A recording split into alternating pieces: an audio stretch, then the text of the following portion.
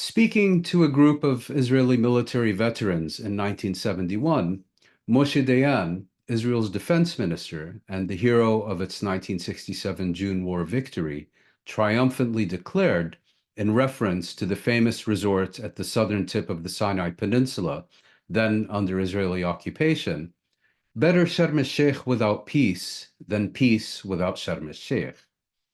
2 years later, on the 6th of October 1973, the Egyptian military crossed the Suez Canal. In the space of several hours, Egypt's military engineers and commando forces demolished the purportedly impenetrable Bar-Lev line erected by Israel on the canal's east bank to keep Egyptian forces out. Egyptian President Anwar Sadat's objectives were to shatter Israel's conceit of military invincibility and to compel Henry Kissinger to reconsider his dismissive response to Cairo's offers to conclude a separate peace with Israel. The shock of Egypt's 1973 October surprise produced an Israeli realization that its military superiority was ultimately no match for Egypt's determination to recover its occupied territories. Israel understood that Cairo would eventually impose on Israel a cost greater than its military, economy, or society could bear. Before the decade was out, a deflated Dayan was the architect of an agreement, the groundwork of which had been laid by a chastened Kissinger that gave Israel peace with Egypt, but without Sharm el-Sheikh. The 1973 October War also set another dynamic in motion. Similarly empowered by post-1967 triumphalism, and after 1973, spurred into action by fears Israel would be compelled to embrace the United Nations Land for Peace formula to resolve the Arab-Israeli conflict, Messianic Zionist movements such as Gush Emunim, the Bloc of the Faithful, along with ultranationalist proponents of Greater Israel, launched a concerted campaign to expand and consolidate the Israeli presence in the occupied Arab territories. Land grabs in densely populated regions of the West Bank and provocative mass marches through them by fanatical settlers of both the religious and nationalist variety became the order of the day. Successive Israeli governments, determined to retain as much of the land conquered during the 1967 June War as possible, empowered and enabled such groups. Israel's leaders assigned their armed forces the role of protecting the settler movement's illegal, deliberately provocative, and increasingly violent activities, and effectively deployed this movement as a spearhead of their government's territorial agenda. The United States and the Europeans, despite their formal positions and periodic slaps on the expanding Israeli wrist at the United Nations, did literally nothing to dissuade Israel from this trajectory. In various ways, these countries played a vital role in making the settlement enterprise, and with it, the process of creeping annexation, a viable proposition. For example, and in sharp contrast to its approach to blood diamonds, the European Union became the largest market for agricultural products from illegal Israeli settlements. I remember going to a greengrocer known for its embrace of progressive causes in the northeast of England during the early 1990s. This was at the height of the international boycott of products from South Africa, then still governed by a white minority regime. The staff proudly explained that they boycott apartheid and no longer carry South African products. With equal pride, they announced that they had successfully replaced these products with ones procured from Israel, entirely oblivious to the reality that it is also an apartheid state, and that their shelves may well have been stocked with items originating in illegal settlements in the West Bank, Gaza Strip, and Syrian Golan Heights. Israel's confidence that it could pursue its expansionist agenda without consequences, and certainly none whatsoever from its Western sponsors and allies, as well as the local and global impunity enjoyed by Israel's settler auxiliaries, is central to the inexorable march rightwards of Israeli state and society since 1973. When Palestinian self-determination became central to the international consensus on a resolution of the Arab-Israeli conflict during the 1970s and 1980s, the West, characteristically lagging behind the international community by several decades, eventually endorsed the principle of Palestinian statehood. But this endorsement never went beyond the declarative and was largely performative. In other words, it consisted of entirely meaningless posturing that was systematically contradicted by policies and actions pointing in precisely the opposite direction. The West's refusal to confront Israel over the acceleration of its settlement enterprise or over the consolidation of what the Israeli human rights organization B'Tselem terms, and I quote, a regime of Jewish supremacy from the Jordan River to the Mediterranean Sea, end quote, ensured that US-led and EU-financed diplomatic initiatives were stillborn. These initiatives, Oslo chiefly among them, were, in the words of Palestinian diplomat Afif Safia, all process, no peace. This was in no small part because, as former US diplomat Aaron David Miller retrospectively conceded, Washington functioned not as a mediator, but as, in his words, Israel's lawyer. Miller's job description is not insignificant when one recalls that, in addition to advocating for Israel's extremist agenda, he and his colleagues spent considerable efforts ensuring that diplomacy was conducted under US auspices and US auspices alone. Europe, as always, dutifully followed suit and paid the bills. The international community, consisting of states in Africa, Asia, and Latin America, states that believed in inalienable rights, international law, and the international consensus on the question of Palestine should determine its answer, were shunted aside and reduced to the status of powerless spectators.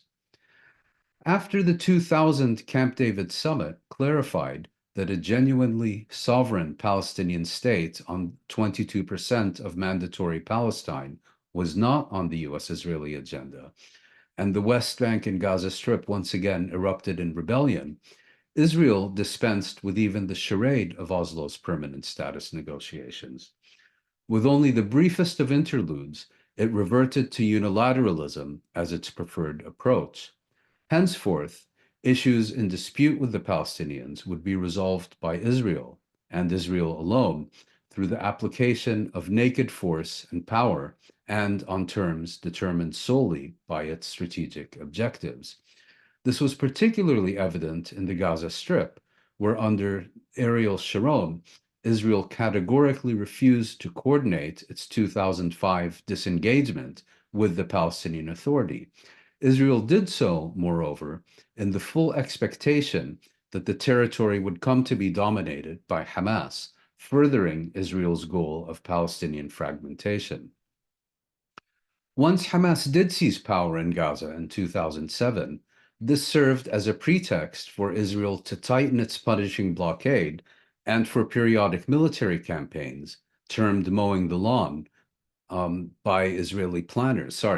Once Hamas did seize power in Gaza in 2007, this served as a pretext for Israel to tighten its punishing blockade and for periodic military campaigns, termed mowing the lawn by Israeli planners, to keep Gaza weak, isolated, and permanently off balance. In the words of Sharon confidant Dov Weissglass, speaking in 2006, 1 year before Hamas came to control the Gaza Strip, and I quote, "The idea is to put Gaza Palestinians on a diet, but not to make them die of hunger," end quote. A team of specialists in the Israeli military duly calculated the daily number of calories Palestinians would require to fulfill this policy. As multiple crises enveloped the Arab world in 2011-2012, the Palestinians all but disappeared from the regional and international agenda. Their cause reappeared, if at all, as window dressing for US-engineered Arab-Israeli normalization agreements designed not to promote a resolution of the question of Palestine, but rather to further marginalize the Palestinians and leave them permanently at Israel's mercy. It is against this background that we should understand Hamas's determination on the 7th of October of last year to irrevocably shatter the status quo. The timing of Hamas's attack remains somewhat of a mystery. That it came on the 50th anniversary to the day but one of the joint Egyptian-Syrian offensive that set off the October 1973 war and irrevocably shattered a previous status quo may be an explanation. Given that the 2023 attacks were at least a year or two in the making and would additionally have required extensive preparatory measures once the decision to launch them was taken, it seems reasonable to dismiss the notion that their planning was solely a response to the policies of Israel's current government, or that they were undertaken on account of a specific incident in the preceding months. A key turning point appears to have been the so-called Unity Intifada of 2021, during which it was Hamas that for the first time since 2007 initiated an armed confrontation with Israel, and did so for reasons that had nothing to do with the Gaza Strip. Ultimately, it changed nothing, which would have persuaded Hamas it needed to conduct a significantly more spectacular action. But it had also, albeit temporarily, successfully placed Palestine at the center of the global agenda, unleashed widespread demonstrations throughout the region and beyond in support of the Palestinians, and provided a measure of relief to Palestinians in East Jerusalem threatened with imminent eviction. Excuse me. The scope and scale of the 7 October attacks almost certainly exceeded their ambition, since Hamas is unlikely to have assumed the Israeli military would collapse like a house of cards, or that Israel's intelligence services had failed to acquire and process relevant information about Palestinian plans and intentions, or capabilities for that matter. Although the Gaza Strip is arguably the most intensively surveilled territory on Earth, the element of surprise exceeded even that achieved by Egypt and Syria in October 1973. Israel's billion-dollar iron wall, a physical, electronic, and digital barrier, replete with sensors and automated machine guns, and designed to encage the Gaza Strip with fewer soldiers on duty, proved even more flimsy than the Bar-Lev line. While 7 October 2023 has entered the Western imagination as a premeditated atrocity whose sole objective was to kill Jews and kill as many as possible, the reality is somewhat more complex. Hamas well understood that if it wanted to change the balance of power with Israel, it would need to demonstrate the capacity to inflict meaningful damage on Israel's military. Its primary objective was therefore to inflict a severe blow on the Israeli military's Gaza division, which, as its name suggests, is responsible for implementing Israeli policy towards the territory it occupies. Representing the tip of Israel's spear, it was on the 7th of October essentially wiped out as a coherent fighting force.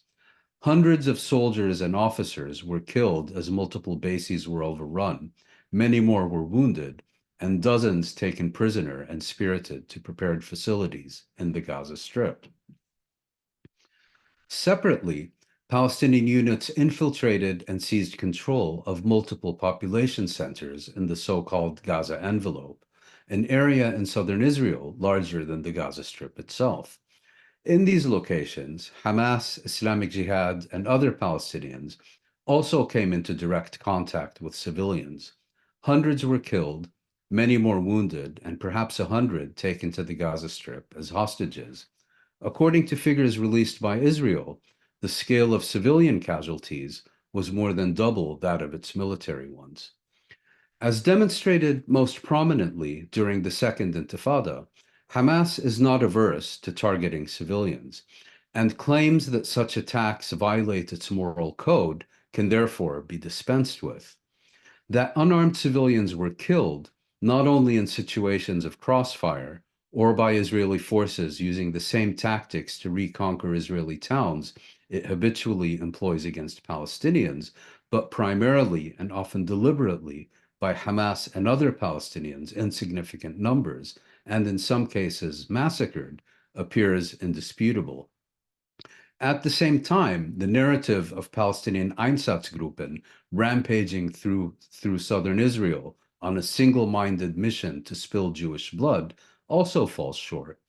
Hamas does not have a record of attacking Jewish targets that are not Israeli, nor one of attacking Jews, or for that matter, Israelis, outside of Israel-Palestine.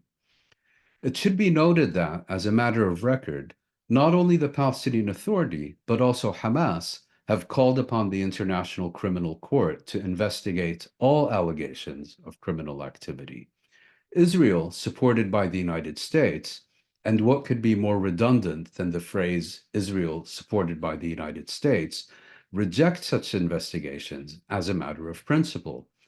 The ICC's prosecutor, Karim Khan, appears to have decided he has more pressing business and won't be heard from anytime soon. Last I heard, he is still decorating his Christmas tree. That said, he may find the time to indict a few Palestinians, and for the appearance of balance, perhaps an Israeli settler or two as well. The most lurid stories circulated in the aftermath of the 7 October attacks, many repeated to this very day, have upon closer examination been exposed as fabrications or as lacking sufficient evidence. US President Joe Biden will probably go to his grave insisting he viewed images that simply don't exist of Israeli infants beheaded by Palestinians. Similarly, the only verifiable truth about accounts of babies roasted in ovens, necrophilia, organized systematic rapes, and the like is that they were concocted to dehumanize an enemy and, like similar war propaganda elsewhere, generate foreign and domestic support for what came next. Few have latched onto these false narratives more enthusiastically than Germany, its leaders, politicians, journalists, and influencers. Often resorting to racist tropes reminiscent of the 1930s, Germany's elites seem to genuinely believe that if they try hard enough, they can convince global public opinion the Nazi Holocaust had nothing to do with their own country and that anti-Semitism is an Arab invention. It was not only the unprecedented scale of Israeli casualties on the 7th of October, over 1,000 killed, thousands wounded, and more than 250 held captive within Gaza, that marks that day as the most traumatic in Israel's admittedly short 75-year history. Equally important is that it represents the first time since 1949 that Israeli territory was seized by its enemies and that it had to wage war within its undeclared boundaries. It is a scenario Israel had for a decade or more been preparing to confront on its northern border with Lebanon, but never anticipated it would have to be, sorry, I lost my place, but never anticipated would emerge from the modestly armed militia in the pauperized, blockaded, and intensively surveilled Gaza Strip to the far southwest, a territory, it is worth recalling, that Israel has controlled for over 5 decades. Israel's military doctrine that wars must be short, decisive, and fought on enemy territory did not survive that first day. With Israel's war on the Gaza Strip, also launched on the 7th of October, now in its 7th month, and no resolution in sight, a second pillar of Israel's doctrine, that wars must be short, has also fallen victim to reality. Indeed, Israel's Gaza war is its longest military campaign since its first, the Palestine War of the late 1940s, that made Nakba a term no longer requiring translation. In view of the overwhelming power disparity between Israel and the Palestinians, the mere duration of this confrontation suggests Israel's military campaign is confronting significant challenges. While Israel has once again proven itself to be an effective killing machine, ground operations and urban combat do not appear to be among its strengths. Although armed to the teeth by the United States with its most advanced weaponry, and with an unlimited supply of munitions, and with the brightest of green lights, it is increasingly clear that a decisive outcome is unlikely and unattainable as well. Yet the destruction of Hamas's military infrastructure and of its ability to govern the Gaza Strip is only one of Israel's war objectives. The other is to inflict apocalyptic levels of death and destruction upon the Gaza Strip and its Palestinian population, in part in order to satisfy its seemingly insatiable lust for revenge, in part because it believes a society destroyed will be deterred and deter others from contemplating anything similar, and in part to fulfill a long-standing policy objective. This policy objective, stretching back to the 1950s, identifies the large number of 1948 refugees in the Gaza Strip, who comprise some three-fourths of its population and often live within a short distance of their former homes. 75 years ago, many made the journey to Gaza on foot. Israel sees these people as a perennial threat to be resolved by their removal to more distant lands. Over the decades, Israel has proposed and pursued numerous initiatives to reduce the Gaza Strip's Palestinian population, sending them to destinations as far afield as Paraguay in Latin America. Turning the unconditional Western support provided on the 7th of October to further advantage, Israel immediately began advocating the wholesale, permanent expulsion of Gaza's population to the desert, Egypt, Sinai Peninsula. The proposal was enthusiastically embraced by the Biden administration and several European leaders, but faltered when it was categorically rejected by Washington's closest, most dependent, and otherwise most dependable Arab partners. Rather than reversing course, U.S. Secretary of State Antony Blinken came out only against quote unquote forcible displacement. Voluntary resettlement is now a legitimate part of the policy debate. Excuse me. Israel has been doing everything possible to ensure that voluntary ethnic self-cleansing remains the only remaining option for Palestinians in the Gaza Strip, completing the work of what is arguably the most intensive bombing campaign in history. Military bulldozers and demolition crews have reduced large swaths of the territory entirely to rubble. Civilian infrastructure has been systematically targeted, with the health and education sectors effectively obliterated. Medieval siege tactics have produced the highest proportion of households in hunger ever recorded globally, deprived more than 2 million civilians of access to potable water, and ended the supply of medication to the chronically ill. Israeli-engineered famine is now a reality in the northern Gaza Strip.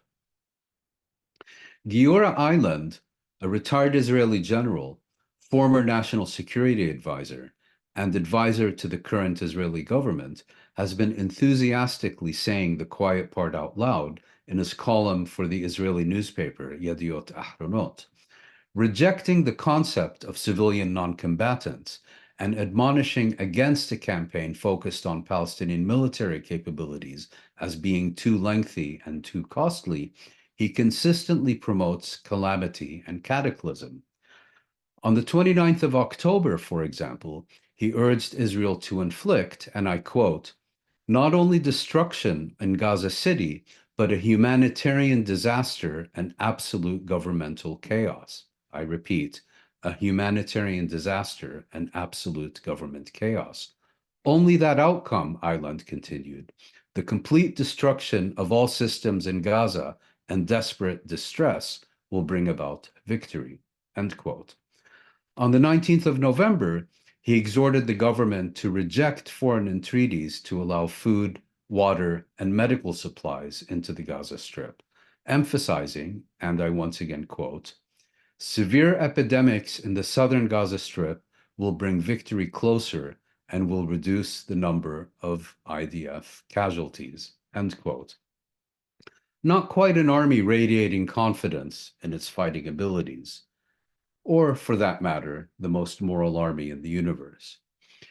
The identification of an entire society as a military target and the determination to make it suffer on account of Israel's failure to defend itself has been a common refrain among Israel's senior political and military leaders. Israel has transformed the entire Gaza Strip into a killing field. In the space of half a year, it has, in addition to massacring over 33,000 people and wounding tens of thousands more, killed more UN staff and more journalists than have perished in any other conflict. UNICEF describes Gaza as, and I quote, the world's most dangerous place to be a child. Increasing numbers of whom, it should be added, are being killed in shellings aimed at hospitals, schools, and other locations assumed to provide zones of safety. UN Secretary General Antonio Guterres, who has on the whole proven excessively reluctant to name Israel as the agent of the apocalypse he routinely decries, called the Gaza Strip, his words, a graveyard for children. In the words of Iraqi novelist and poet Sinan Antoun, only the dead are safe from Israeli bombing, but not from its bulldozers, which have plowed through cemeteries, ripping open graves and scattering about their contents. South Africa's case before the International Court of Justice, accusing Israel of genocide, may or may not succeed when a final ruling is issued several years hence. That said, there are compelling reasons the court has determined South Africa has plausibly accused Israel and that the case deserves a full and proper hearing, rather than dismissing it as a frivolous legal maneuver. For all intents and purposes, the World Supreme Court has indicted Israel on the charge of genocide, the crime of crimes. Outraged by this challenge to Israeli impunity and this impudent affront to their rules-based international order, in which international law applies only to others, Israel's sponsors almost instantaneously began exacting their revenge. This very same day, the International Court of Justice issued its preliminary ruling. A growing coterie of Western governments, acting on the flimsiest of pretexts, severed funding to the largest international relief agency operating in the Gaza Strip, UNRWA. You think international law can also be applied to us? Well, enjoy your famine, was the message. That these same governments have gradually been restoring their funding to UNRWA demonstrates that they took this most consequential of decisions without any evidence, and most likely also knew that none would be forthcoming. But given that they view Palestinians as expendable and irrelevant human scum, and Israeli impunity a principle of their foreign policies, anything goes. The recent US claim that not all Security Council resolutions are binding does seem nonsensical until one takes into account what Washington really meant, namely, that any international resolution or ruling that requires compliance by Israel is, by definition, null and void. The scale and ferocity of the Palestinian attacks on the 7th of October and the sheer savagery of Israel's onslaught on the Gaza Strip every day since appears to have persuaded the West that it is finally time to respond to the Palestine question, or at least to be perceived as doing so.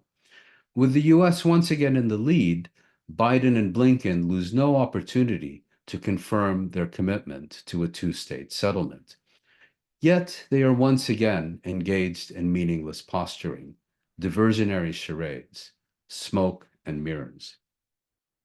While the two-state settlement remains feasible as a practical matter because it is ultimately about the deployment of sufficient political will rather than passing a specific threshold or so-called point of no return, it cannot be achieved without an end to Israeli occupation.